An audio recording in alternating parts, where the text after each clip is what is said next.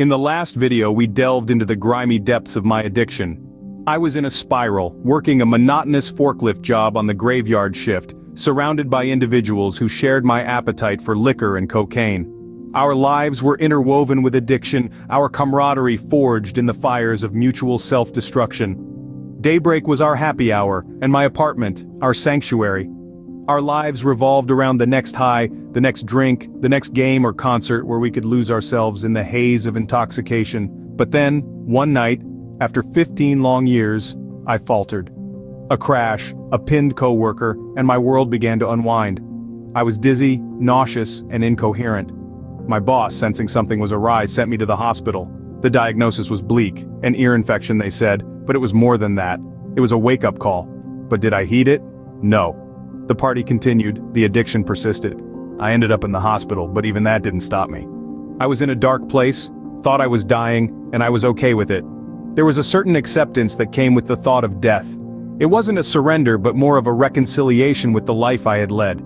I was trapped in a cycle of addiction, a dance with the devil that had become my normal. I was living in depression, my subconscious mind was a battlefield of unaddressed traumas. The substances I partied with were my armor, my shield, but they were also my shackles, chaining me to a life that was slowly spiraling down. This was back in 2004, the internet was my window to a world beyond my confined existence. I started exploring the concept of the afterlife, seeking a modern perspective on death. I needed answers, I needed proof. I was a skeptic, seeking tangible evidence, not just tales spun by others. The answers I found, they showed me that the human mind is far more powerful than I had ever imagined.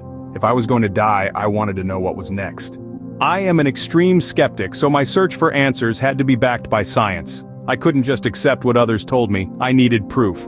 It was during this time that I began to explore the concept of the afterlife, not through religious text, but through scientific evidence. I was, after all, a man on the brink, curious about what was next.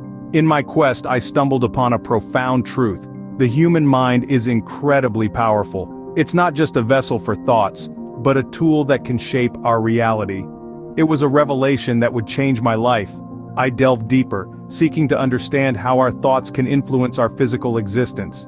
I discovered the science of neuroplasticity, the mind's ability to rewire itself, and the role it plays in overcoming addiction.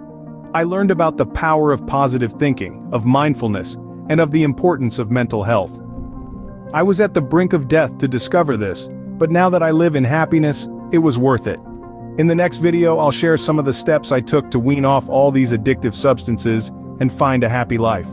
Before we end this video, I hope my story resonates with some of you out there. If you've ever felt trapped in a cycle you can't escape, know that there's hope. There's a science to overcoming addiction, a path that leads to freedom and fulfillment. If this video has touched you or if you relate to my story, please like, share, and comment. It might just reach someone who desperately needs to hear this message. And remember, this is just the beginning. In the next part of this series, I'll delve into the practical steps I took to overcome addiction, using the power of my mind and the science of neuroplasticity.